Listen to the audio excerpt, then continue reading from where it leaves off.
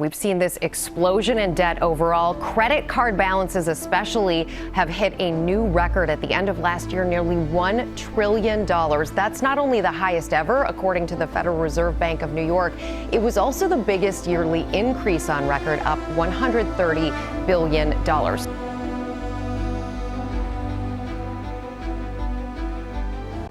In this video, I'm going to explain why simply splitting my monthly payments on my debt into smaller, more frequent payments can snowball into helping me save hundreds, even thousands of dollars on the total interest I end up paying.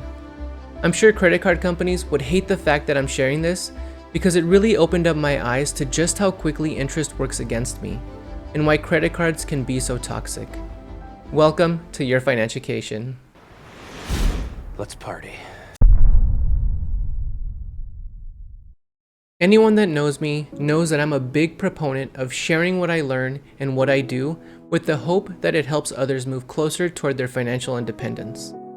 So today's gonna be short and sweet. If you're watching this, chances are you're like me. You're trying to do the right thing and pay off some or all of your debt. You're looking for any and all tips you can get to help pay it off faster.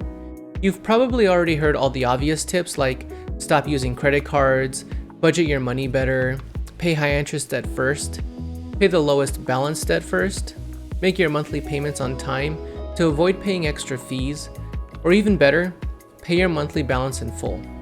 While those are all good tips, let's be honest, sometimes paying in full each month isn't an option for a lot of people, myself included, depending on how tight your situation is.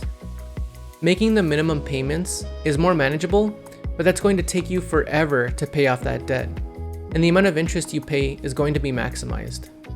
Well, I'm here to help you minimize the total interest you pay so that you maximize the amount that goes towards the principal. I'll share an example of how the math works out. That'll be toward the end, so you can just bounce if that part doesn't interest you. So the one thing I'd like to share with you that I'm doing is I'm setting myself weekly reminders and breaking up my monthly payment into 4 separate payments, with however much I can afford to put toward that monthly payment in the first week, and the rest basically split between the remaining 3 weeks, up until the due date. The important thing here is for me to try and put as much as I can into the monthly payment in that first week of the billing cycle. That's important because of how the interest works against me over that month if I wait to pay until the due date. By doing this, the amount I save on the interest alone snowballs into hundreds of dollars of savings over the course of a year. Hundreds I'd have to pay on the interest if I paid just once a month at the end of the billing cycle. Had I started using this method a couple years ago, I would have already saved thousands of dollars. That's it. Now it doesn't even have to be once a week that I pay. If I can't afford to pay anything in that first week, and say I get a paycheck in my second week, I put as much as I can in the second week and split the rest over the remaining 2 weeks. The biggest benefits come from paying more than once a month and as early in the billing cycle as possible. Now that's pretty much it for this video, but if you're interested in getting a little more info and getting into the math, then stick around, because I'm going to share some numbers so you can see how much you'd save using a typical method used for calculating daily interest on credit card debt. I'll share a link to this so you can input your info if you're interested in finding out how much you'd save over the course of a year. Some loan types use a similar method of interest accrual, but the same actions can be applied.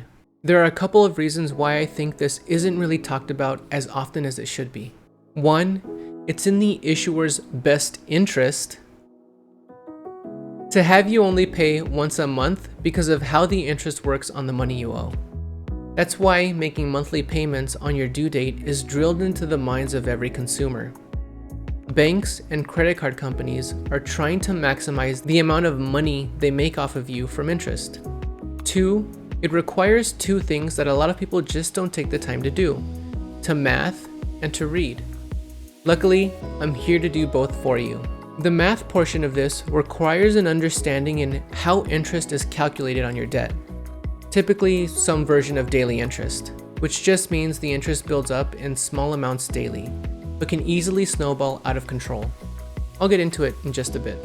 and the reading portion requires looking through the fine print in the monthly statements. But who looks through the fine print? Well, I did, because I was curious. Turns out, I could use some of that information to my advantage to cut down on the amount of interest I pay. Here's what I found.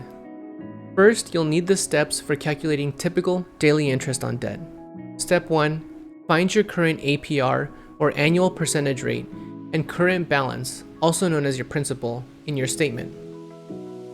Step 2, convert your APR to a daily periodic rate.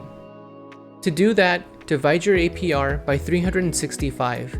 Now in this case, I used the national average credit card APR, which at the time of making this video is 23.65%. To use that as a number, just move that decimal point over to the left 2 spaces, and you'll get this formula for your daily periodic rate.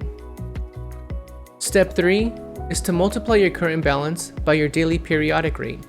In this case, I used $10,000 as the starting amount on the loan or credit card. Let's take a look at the spreadsheet. The main purpose of creating this spreadsheet was to see how much I'd save on my debt over the course of a year. I've split the spreadsheet into 2 main sides. The left side calculates my interest and balance at the end of each month if I made weekly payments. The right side calculates interest and balance at the end of each month if I made just one monthly payment on my due date. I chose a monthly payment that I thought would be realistic. I have a loan that's pretty similar to this, but it was a loan I took out to consolidate my credit card debt, so it's a much lower interest rate.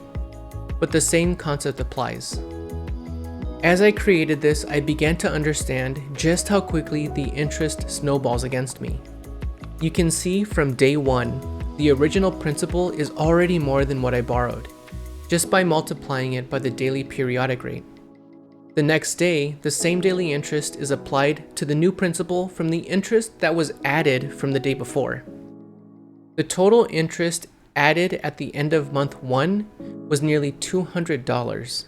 Now I want to draw your attention to the green highlighted cells at the bottom middle of the page.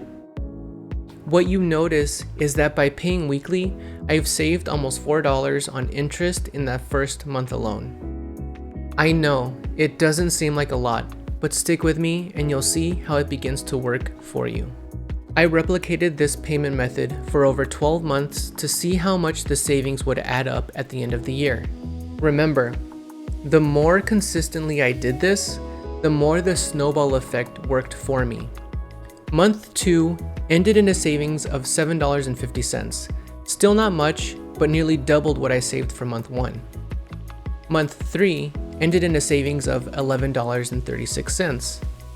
Now if we fast forward to the end of month 6, we see a savings of $23.41. You can see it's starting to add up in our favor. Fast forward again to the end of the year, and we see a savings of nearly $50 that I would have had to have paid in interest. Adding the savings up from that entire year totaled over $300. Keep in mind that sometimes credit cards or loans can take years to pay off. So the more consistently I stick with this, the more likely I end up saving thousands on the total debt I'd end up paying. While the specific calculations and methods can vary, your daily balance will often impact your interest charges if you're carrying a balance from one month to the next. That's why paying down the balance quickly and efficiently and avoiding new charges while you're accruing interest could help you save a lot of money. The main takeaway is this: if you pay early, you'll more than likely be able to reduce the total cost of your debt by saving on the amount of interest you pay. If you enjoyed this video, please leave a like and feel free to subscribe. I'll be coming out with more tips in the future to help you reach the financial freedom we're all seeking. Until next time, peace out.